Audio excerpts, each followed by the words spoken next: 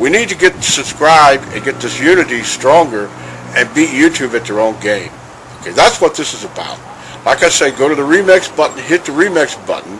That way you'll have this video and keep up with this. Otherwise, you know, YouTube's just going to control us, guys, and it's really bad.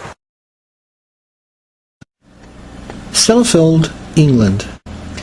Now, one of the stores was the most toxic pond in Europe. This is very misleading. There's 8 million litres a day pouring into that ocean. 8 million litres a day.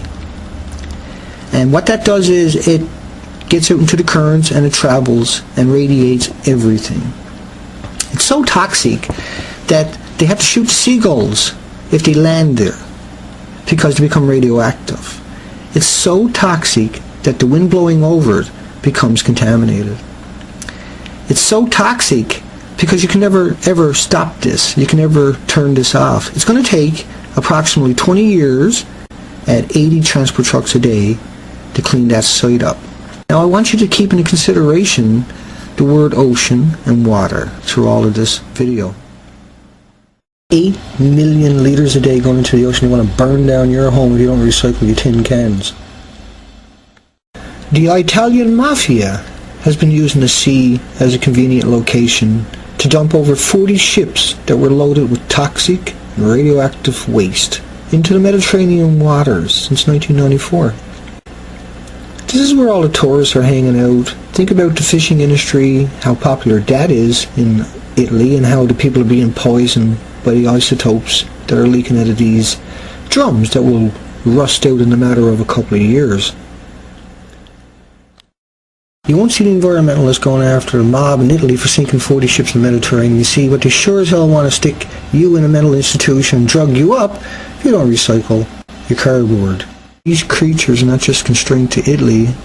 During the 2004 tsunami, over 600 barrels of toxic and nuclear waste had washed up on the Somalian coastline. These barrels dated back to the 1990s. And that's the reason why we see Somalia has turned into a wasteland.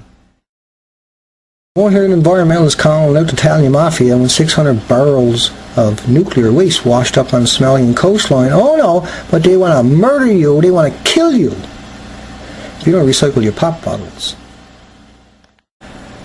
17,000 containers of radioactive waste. It's just part of the catalogue of waste dumped at the sea by the Soviets that we know about. There was 19 ships that are containing radioactive waste were sunk. There was 14 nuclear reactors sunk, including 5 that still contained spent nuclear fuel. There was 735 other pieces of radioactively contaminated heavy machinery. This could be everything from front-end loaders, the bulldozers that was burying the contaminants. And there was a K-27 nuclear submarine with 2 reactors that are still loaded with nuclear fuel, dumped into the Kara Sea, right by the Arctic Ocean. The environmentalists calling out the Soviets for 17,000 containers of radioactive waste, or 19 ships containing radioactive waste, or 14 nuclear reactors with nuclear fuel. No, but I see them want to genetically alter your children. I see them want to blow your children up. Philip and Tracy. That's fine, that's absolutely fine. Your own choice. Okay, class, thank you so much for today, and I will see you all tomorrow. Oh, just before you go, I just need to press this little button here. Now everybody, please remember to read chapters 5 and 6 on volcanoes and glaciation. Except for Philip and Tracy, of course. But it don't stop there. Off the coastline of California, 30 kilometers from San Francisco, a huge, massive city, your loving government dumped 47,500 barrels containing plutonium, cesium, strontium, the most toxic stuff on the planet. That's 2.5 million gallons, or 18 million Dixie cups of the most toxic stuff on this planet. This is your government done this to you. This is the people that say they're going to protect you. This is the people that scream about someone might set off a dirty bomb. Dirty bomb. This is what they scream about all the time. One can imagine an enormous amount of disruption even if a very small dirty bomb were detonated. To counter the danger, an unprecedented effort to equip first responders with radiation detectors. From the city to the suburbs. Remember, You want to hear environmentalists calling out their own government when 47,000 barrels are dumped 30 miles off the coast of San Francisco, but they want to have war crimes tribunal for you if you don't recycle your plastic. There's 90,000 bunker ships on the ocean at any given time. 16 of those produce more pollution than all the automobiles on this planet. Of the 7 billion people on this planet, those 16 ships produce more pollution. With 90,000 ships out there, you're looking at 5,625 civilizations on planet Earth every day. The equivalent of 40,000 billion people worth of pollution every day. 40,000 billion people on Earth every day. The animosity equivalent in automotive. Because of those 90,000 bunker ships. And the stuff they're burning, it's supposed to be going to a toxic waste site. It can't be refined anymore. But for some reason, they allow these 90,000 ships out there, these big, massive ships, to burn this toxic waste. That's your acidification of your oceans. That's the pollution you're seeing in your atmosphere. The implications, all these particles, these are nuclei for clouds. There's 3,000 more of these great big ships on the books to be made over the next 3 years. I hear environmentalists, UT professors calling for the murder of 90% of the people on this planet, yet 16 container ships produce more pollution than all the automobiles on this planet combined. And there's 90,000 of those ships out there. I hear the environmentalists demonize us for the size of our footprint. They demonize us for the bottles and our cans and our plastics.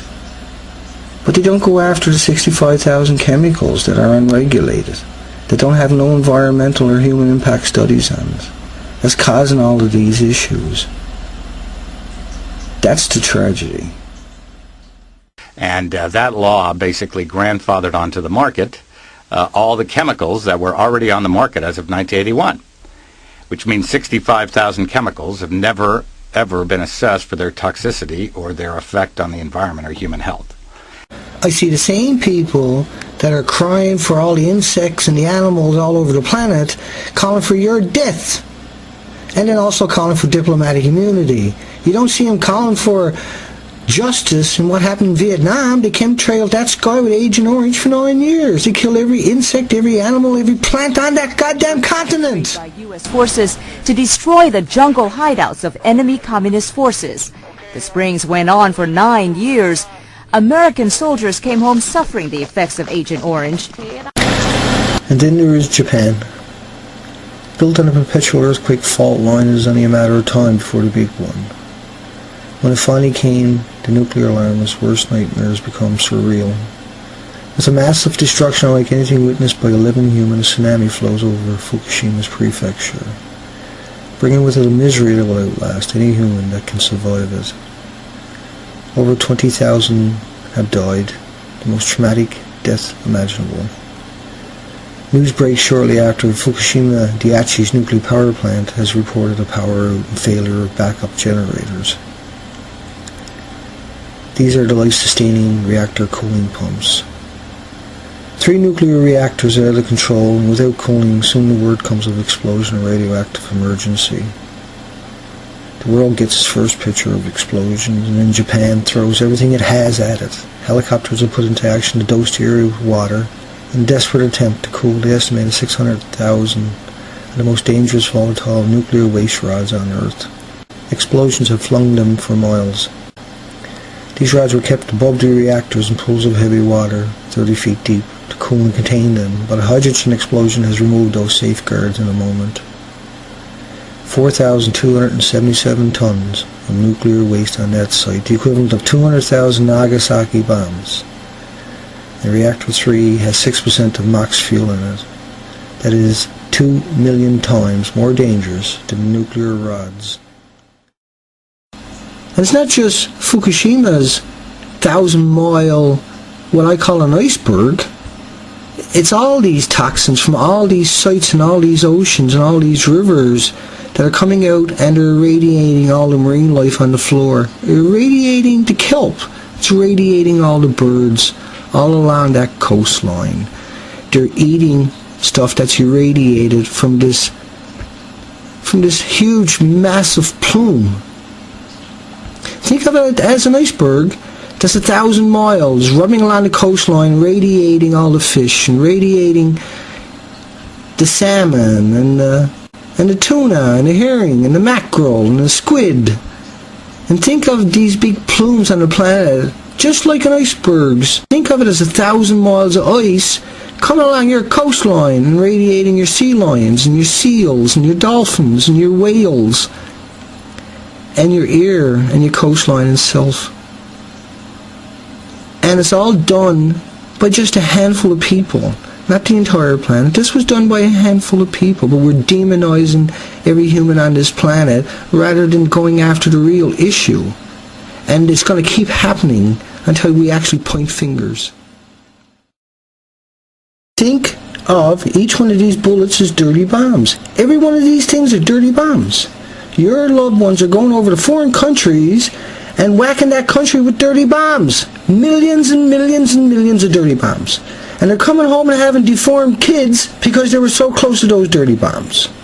Think of Hanford. Billions of gallons dumped on the ground. I know this sounds incredible to people, but there are 40 miles of unlined trenches at Hanford, if you stretch them end to end, into which our federal government, your government, was dumping radioactive waste from nuclear weapons production and its own reactors, even though it seeps right out of those trenches. And that stuff is all moving through the soil to the Columbia River. What they're not telling the public is that they also deliberately dumped out of the high-level nuclear waste tanks in the 1950s and 1960s billions of gallons of liquids into the soil. Think of this stuff so toxic that a Dixie cup will kill everybody in a restaurant for an hour, every hour, for 1 billion years. This is probably the most dangerous stuff on the planet ever. Very, very small quantities of this waste. And it's been said that a Dixie cup full of this waste in a crowded restaurant, everyone would be dead in the restaurant inside of an hour. Even the amount that would fit on the leg of a fruit fly is considered a problem dose, and that's happened at Hanford. Fruit flies have landed on contaminated materials and then flown off to go to the lunchroom and deposit contamination on food and on tables and whatnot, and they've had to evacuate a 20-acre area at the Hanford site because of hot fruit flies and wasps. So this waste in these tanks is very dangerous in small quantities, and it has another feature, which is it's dangerous for very, very long periods of time. And is demonizing everybody over cardboard and tin cans and plastic the right thing to do? Or is it to go after this real issue? Instead of spending $2 billion a day on the military-industrial machine, spend $2 billion a day on cleaning this up, and it'll all be gone in no time. It could be all gone in no time. It's that simple. We just can't get ourselves out of this rah nationalism where you just got to go along to get along. And if environmentalists think stopping tin cans and pop bottles and fucking plastic is going to save the planet, they're so fucking lost in the game. They're so lost.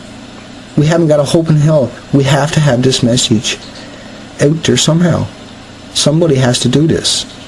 And I don't know who that is.